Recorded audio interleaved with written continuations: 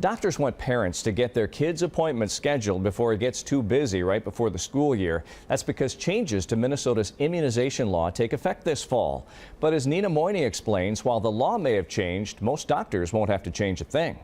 Right now, you just need one shot today. Even in mid-July, prepping for school is top of mind for Clivette Tellis and her children. I got one going into 7th grade, so he needs a lot of supplies. I got one going into 2nd grade. It's kind of rough because you got to go to different stores and find this type of particular paper, these folders, these markers. Crossing one item off her to-do list today, her soon-to-be 7th grader Darnell is getting his required immunizations. It's kind of interesting because when I was coming out, they didn't have all these different kind of shots. Dr. Don Martin with HCMC says most of the requirements this year under the updated state law aren't exactly new practices, but it takes the law some time to catch up when it comes to the controversial topic of vaccines. With these new changes in Minnesota state immunization law, now school immunization law more closely aligns with what providers have been doing for 7 or 8 years and what is recommended by the CDC.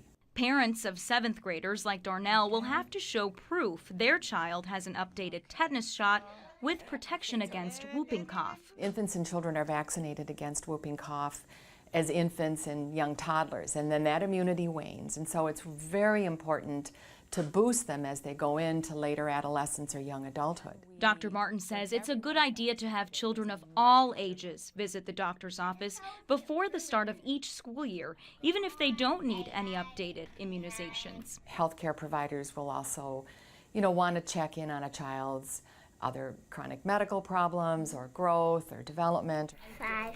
With her children's appointments all done, Clivette can move on to something she says may be more painful than getting a shot. School supply shopping, ooh. Oh yeah, that's rough.